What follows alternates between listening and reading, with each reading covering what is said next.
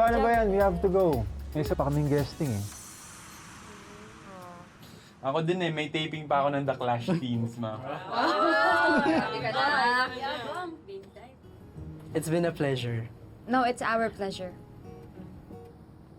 Boy, sobrang thank you talaga sa inyo sa lahat ng tulong nyo, sa pag-launch ng Yumi, sa support nyo. Na-appreciate namin kayong lahat. We're happy to be here and we're happy to help you achieve your dreams. And remember, we're rooting for you. Salamat. Jenny, don't forget to take things slow. Huwag ka masyado magmamadali.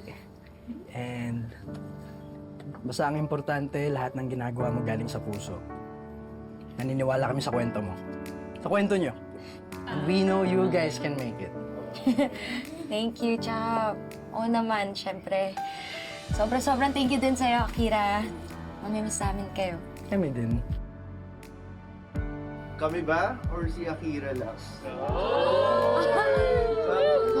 Syempre, kayong lahat. Kayong lahat. Okay.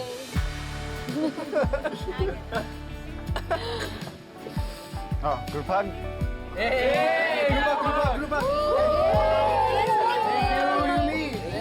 Ingat kayo, Ingat kayo palagi. Ingat kayo palagi.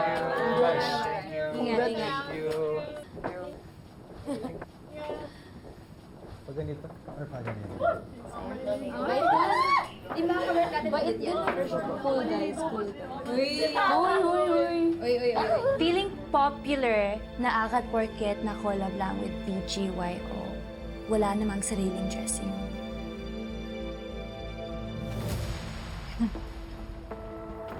Meg. Ingit lang kayo.